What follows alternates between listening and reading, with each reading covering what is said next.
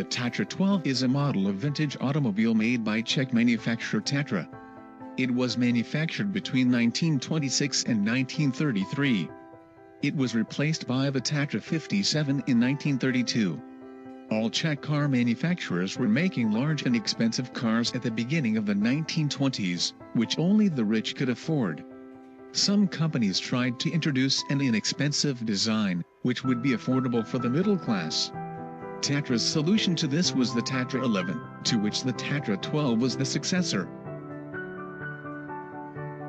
They produced 7,525 cars as a mid-sized car with engine size 1,057 cc's, 1.1 liter, with transmission 4-speed manual.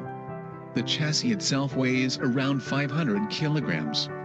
There were many different bodies built on it. The chassis itself was also sold to other manufacturers to build their own car bodies on it.